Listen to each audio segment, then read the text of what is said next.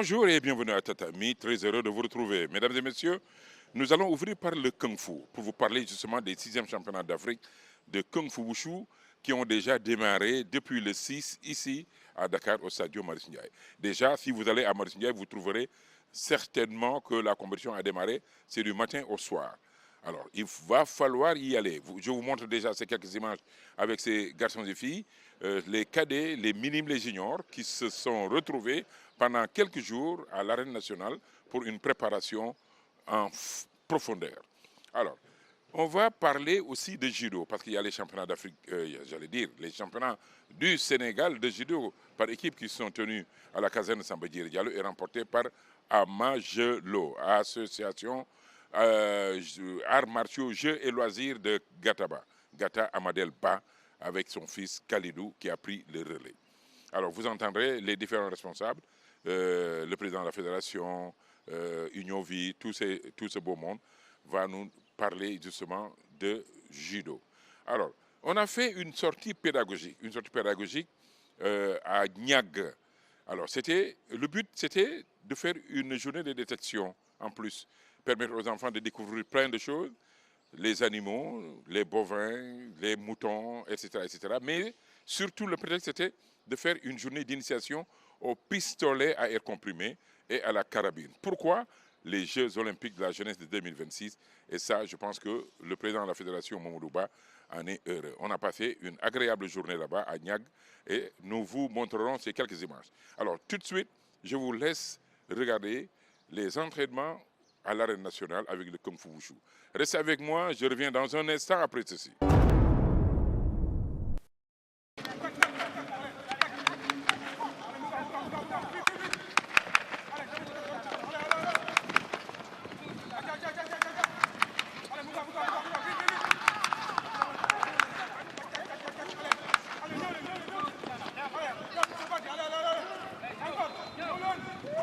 waaw ñi ngi xaar lu mat fukki réew ak juróom fi ñu toll nii parce que déclaré wu nañu liste yaa ngi commencé ñëw ba defal nañ leen ay lettre d'invitation pour facilitation de visa donc yooyu yëpp defal nañ ko réewu Afrique yi donc di leen xaar ñu ñëw di ñaan Sénégal yëpp ñu ànd ak ñun ñu teeruñu gan ñi waaye nag ñu gagné leen tamit bàyyi résultat bi fii ci réew mi. Ministère lu ñu si wax ñoom. waaw ministère des sports liggéey nañu ak ñoom déjà ñi ngi cahier de charge bi ñi ngi fiche technique bi pour l'équipe pour la prise en charge de l'équipe du Sénégal.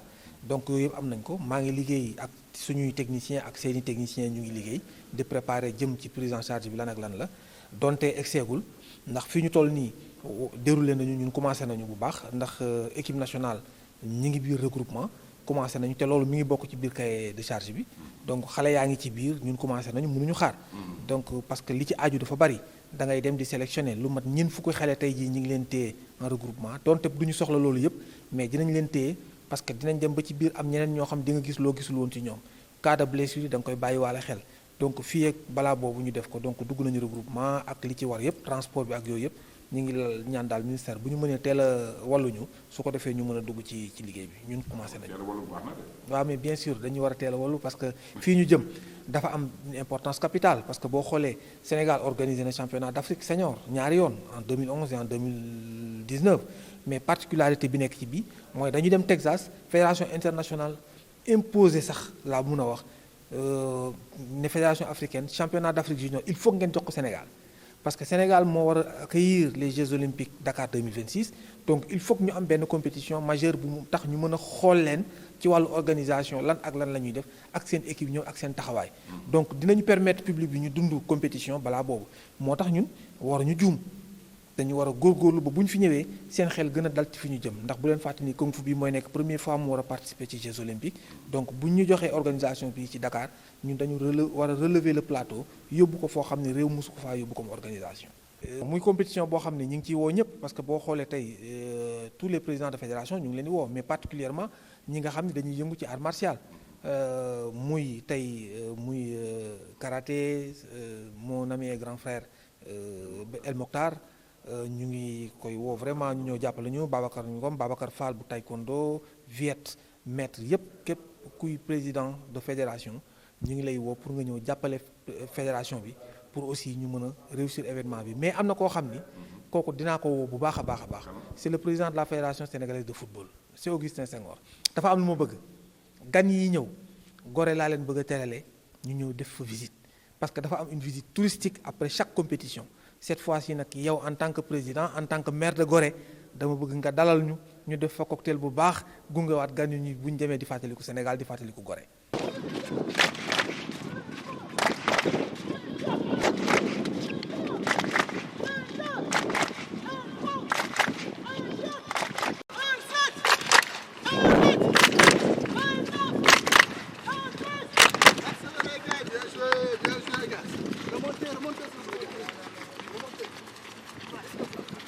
championnat yi comme ni ko waxee démarré na alors point de presse def nañ ko d'ailleurs damay profité sax si journée bi jël le président du comité d'organisation muy Diatta maître Diatta que je vais accueillir sur ce plateau pour que mu wax ñu rapidement rek ce qui a été retenu ce qui est attendu ce soir lan ngeen di def à partir de à l'ouverture jàngaloo gars yi.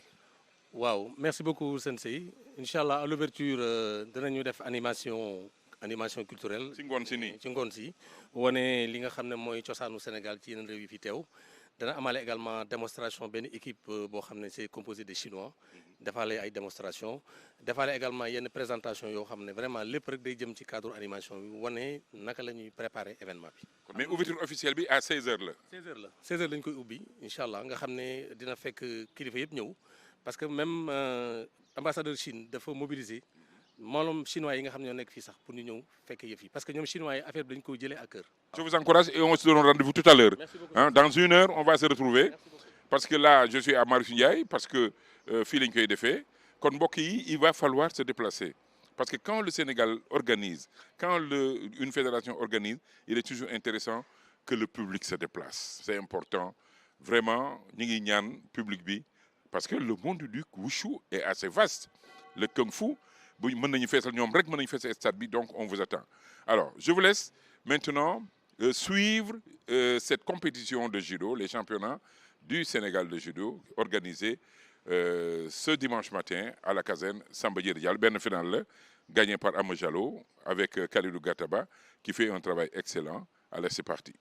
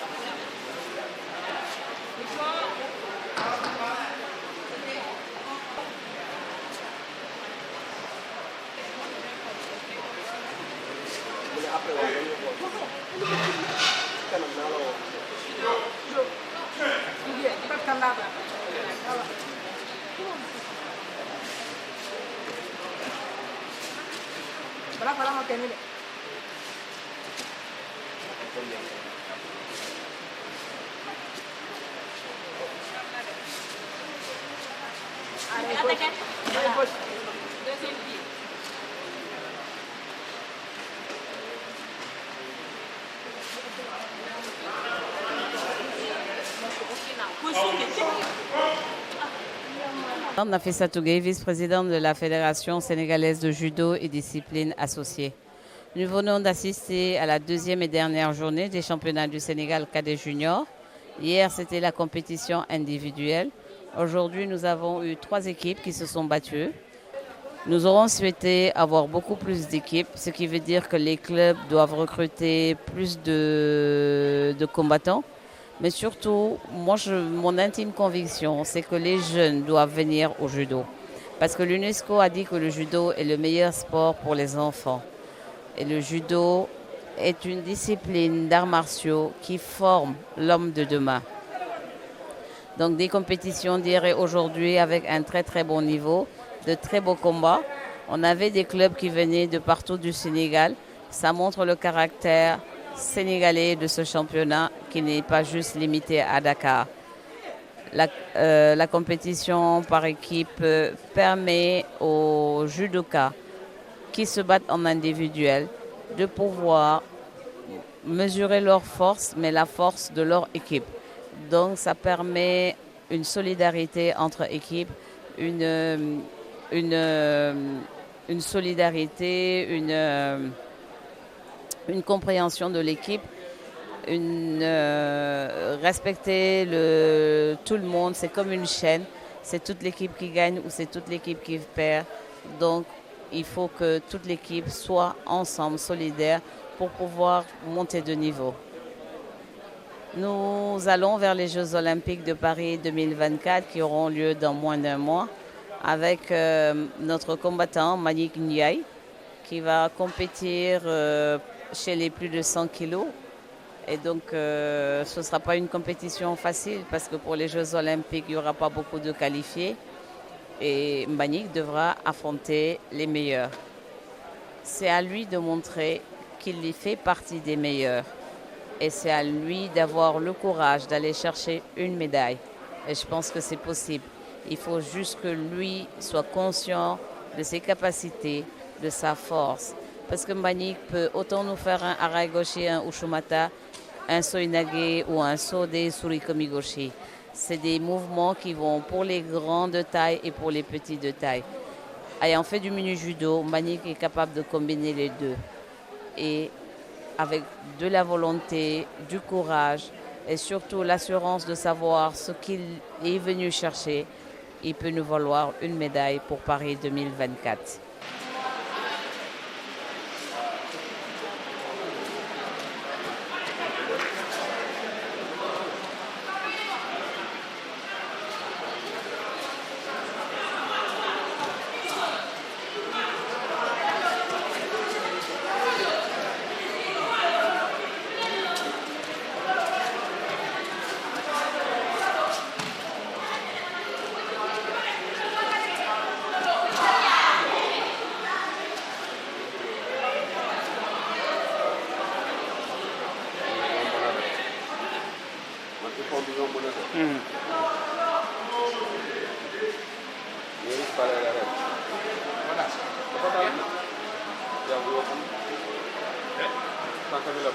Je m'appelle Binta, je suis dans l'académie de judo, dans le club Amangelo. La compétition du championnat Sénégal s'était bien passée. On a bien travaillé à cause des entraînements, matin et soir dans l'académie. C'était bien, on a bien travaillé. Et aussi, on prépare les Jeux Olympiques de Dakar 2026 pour amener beaucoup de médailles ici, des médailles d'or, champions olympiques. On souhaite vraiment amener des médailles d'or pour toutes les petites catégories. Voilà. Je réponds au nom de Hélène Bass. Je suis judo 4 au club d'Amangelo. Ça fait longtemps que je pratique du judo et je suis actuellement à l'Académie nationale de Lamine Gueye. La compétition a été riche en émotions. Nous nous sommes bien régalés. Nous nous sommes battus aussi. Certes, il y avait de la pression, mais avec la confiance aux entraînements, nous avions pu remporter la médaille d'or.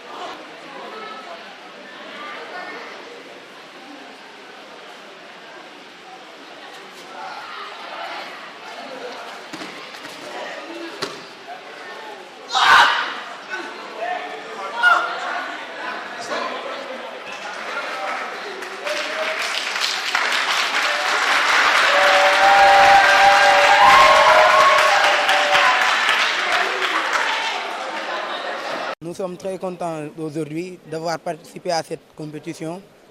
Notre club, qui est le Judo Club Somon Baobab, on est très heureux de cette compétition et nous allons nous préparer pour les autres compétitions à venir, comme les Jeux Olympiques 2026, Inch'Allah. On est là, on va préparer. Bon, la compétition était favorable et on a pu faire On a fait ce qu'on peut. Après, bon, voilà, on a eu des médailles bronze. Le mieux reste à l'avenir, Inch'Allah. Je réponds au nom de Temi Vanessa Senghor. Je suis vraiment contente pour cette compétition. Je suis le judo club Sibylle Sambou. Je suis montrée au monde de judo en 2021 et je suis vraiment contente. Je suis en forme pour le moment et on se prépare pour les Jeux olympiques de 2026.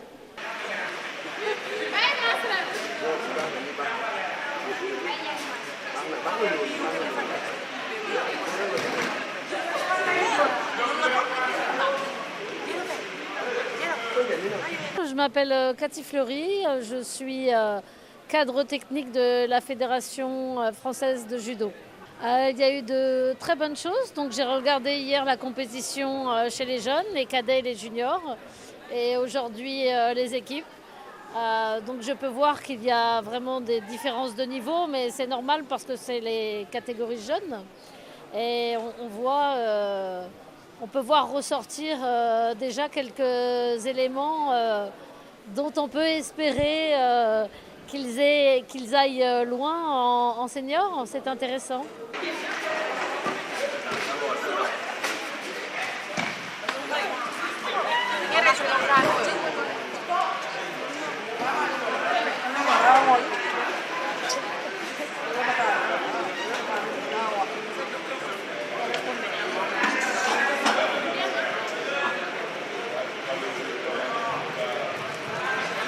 Je suis Raymond Ougnovi, directeur au niveau de la commission d'arbitrage de la Fédération sénégalaise de judo et disciplines associées et en même temps arbitre international. Donc, pour la compétition en elle-même, elle s'est très bien passée dans l'ensemble. On n'a pas eu, nous on mesure au niveau de l'arbitrage le niveau à partir des contestations. Il n'y a pratiquement pas eu de contestation. Donc, comme on le dit, on croise les doigts, alhamdoulilah. Et j'espère que ça va continuer comme ça. Donc, le niveau des jeunes est vraiment satisfaisant. Donc, je ne pense pas qu'il y ait vraiment de gros soucis. Il faut que les gens insistent avec eux dans cette voie pour que, au moment des JOJ 2026, qu'on ait une équipe quand même assez combative pour représenter quelque chose. Ça ne va pas être évident, mais il faut que les gens forcent pour arriver à ce niveau. Hein, parce que les JOJ, c'est dans moins de 2 ans, donc ici à Dakar. Et il faudra que les gens se battent. Il faut battre certains records, aussi bien au niveau de l'organisation que de la participation. Parce qu'il y en a qui, tantôt, disent pour l'un et pas l'autre. Moi, je dis qu'il faut battre le record et de l'organisation et de la participation. Un jour de satisfaction pour moi, en tant que président de la Fédération sénégalaise de judo. Nous avons passé un excellent week-end, entre samedi, hier et aujourd'hui. Aujourd'hui, donc hier c'était les catégories cadets et juniors. Aujourd'hui, nous avons par équipe mixte, ce qui est extrêmement important. Et vous avez bien dit que nous venons de Marrakech, de l'Open de Marrakech, et ensuite de l'Open de Casablanca, où nous avons eu 4 médailles d'or, 2 d'argent et 2 de bronze. Il faut voir que la particularité de cette année, c'est l'Académie de judo qui a fourni vraiment ce qu'on peut dire un vrai trésor de guerre. Parce que c'est avec l'Académie qu'on a pu avoir des élites, de très bons combattants. Il fallait les déplacer dans un environnement international, de compétition internationale, qu'ils montent sur des podiums et sur les tatamis internationaux avec l'ensemble des enjeux qu'il y a, d'écouter l'hymne national et effectivement de s'affronter, de se battre et de gagner avec des nations aussi équivalentes que le Sénégal. Donc moi je dis qu'aujourd'hui c'est un très grand jour pour moi. La fédération, avec donc, y compris le comité exécutif, on fait le nécessaire sur le plan de l'organisation. Vous avez vu au niveau de l'accueil. Nous avons aussi une invitée de marque qui est Cathy Fleury, qui est de la Fédération française de judo, qui est arrivée effectivement dans le cadre de notre coopération pour préparer l'élite de l'académie pour Dakar 2026. Alors, du ma tëj émission bi nag te du mu leen indil un des pionniers du judo sénégalais. Il s'appelle Lamine Wade. Lamine Wade nekk na koo xam ne franchement il a été longtemps champion du Sénégal, champion d'Afrique. Dama dem këram waxtaan ak moom mu wax ñu exactement comment il a vécu, comment il a fait pour arriver à ce niveau. Këram lañ ko fekk nag fële si cité des enseignants à Guédiawaye, sympathique Lamine Wade. Jooyloo nañu sax quoi, mais dama leen ciy jox benn extrait avant ñu ciy ñëw dinañ si ñëwaat en exclusivité avec mon grand, mon ami, mon frère Lamine Wade. On va vous laisser suivre quelques instants avec lui. 1976 ma jël championnat du Sénégal dans la catégorie des mi-moyens. Ki ma gagné en finale daf fekk ci année bi am gagné woon na ma. Ok. léegi mu koy bàkkoo. mais yaat ma. bi ñuy daje finale. billaay bi ñu par day xool sama loxo mu ne est-ce que lii est-ce que doole neen la noonu di ko. ma dal bu situation am doole. boo weddee laajal Mbaye Guèye ñu doon daje kii waaye nu tudd Birame Ndiaye. waaw Birame Ndiaye sama xarit. ñoo daan daje man tam sama xarit ñoo daan daje ndeysaan yomaat yo benn un jour ndeysaan mu testé ma rek ma sànni ko man yow kay garaat nii moo tax nga gën a xale yi ndeysaanam léegi ma jël ki ma la wax ni ma ko gagné mu am encore championnat du Sénégal toute catégorie jumelé comme boo sa doon booba nag on n'a pas jumelé les deux catégories mais ay ponkal laa dajeel mais quand même dem naa ba final daje. waaw mais yow da nga amoon fit. dem naa ay Ablaye de côté en finale. Ablaye côté ndeysaan. waaw waaw final. si jóge fa 1977. lu yéeme bon yu bari kenn du ko wax. maa ngi préparé championnat du Sénégal dans la catégorie des mi-moyens. xam nga année yëpp man rek maa ko jël. waaw maa ngi suñu salle di entraîner à une semaine de championnat am lu ma dugg. déedéet waay. wallaahi lu ma dugg ma ne ma jóg jaat ma nelatuma guddi nelatuma bëccëg noonu de sama yaram bi mel ni tooke. mel ni dañu dugal safara. moo tax un jeune de Kaolack moo ma gagné parce que compétition ma benn loxo laa doon jàpp. mu gagné la mu gagné waaw amul problème man xam di tax mu gagné ma. amoon na ay ma dem voilà ma ko c'est pas la peine ma ko wax fu ma dem ma dañ la ko waaye ma dem ko yàlla. waaw ça defet ñëw rek defet ñëw na loolu jóge fa dem ndeysaanam championnat du monde militaire en Hollande. Hollande waaw. waaw fa la Ablaye côté am médaille de bronze. voilà. ñu ngi bisi ma encore championnat du monde à Strasbourg en France foofu benn Algérien laa dajeel mu gañe mais les Algériens c'est comme les Sénégalais ah ñu doon saafara yoo xam ni dama waaru ci yàlla. doon daje. maa la wax loolu. mais mu gañe ma c'est normal d'ailleurs. oui. 1978 boobu ñu war a dem ci fin d'Alger. léegi y avait Bou Aïdara man mi moyen Mohamed Dione waaw. benn kii au karaté maintenant. voilà au karaté mu ngoog. mu ngi woon en Allemagne. ñëw après Abdoulaye Djiba. Abdoulaye Côté. Bou Aïdara am médaille d'argent man am médaille de bronze Abdoulaye Djiba am médaille de bronze Mohamed Dione am médaille de bronze Abdoulaye Côté am 2 fois médaille de bronze. loolu toute catégorie. waaw Abdoulaye Côté temps yii doxoon na. doxoon na ba ñu ñibbisee ndeysaanam xam nga yenn yi suñu borom a koy def le général Waly Faye. il était colonel daal ñu recevoir ma Abdoulaye Djiba comme nous sommes des gendarmes en audience. là suñu doléance ñu wax ko y avait un stage marchand de logique qui devait démarrer maa Abdoulaye Djiba mu defuñu ci biir. ci audience bi. après audience bi. waaw après audience bi. comme y avait un stage. kii waaw mu doon si stage bi yëpp pour neexal quoi. waaw comme xam na ne def nañu fële jaloore yu bari mu neexal. dugal ñu stage bi grade ndeysaan. Alors, on ne peut pas aussi fermer l'émission sans parler de choc pédagogique à Niagara. Tout le prétexte c'était de faire une journée d'initiation au pistolet à air comprimé et à la carabine. Pourquoi les Jeux Olympiques de la jeunesse de 2026 Et ça, je pense que le président de la fédération, Mamadou Ba, en est heureux. On a passé une agréable journée là-bas à Niack et nous vous montrerons ces quelques images. Alors, regardez le bruit que ça fait. Vous voyez? On n'a pas peur, c'est que de l'air, d'accord? Doucement.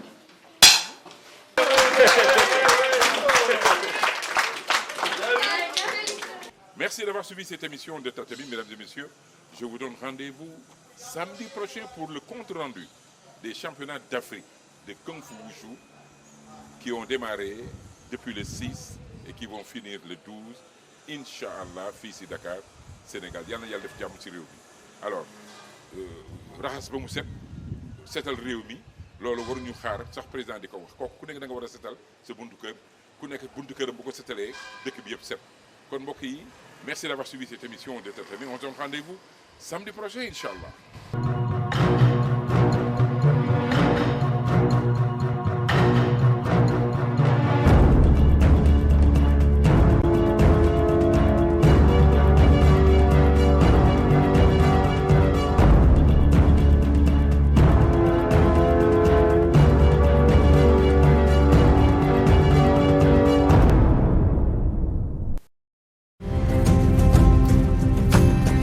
seen émission politique plurielle dina ñëwaat ci fan yu néew ci seen télévision nationale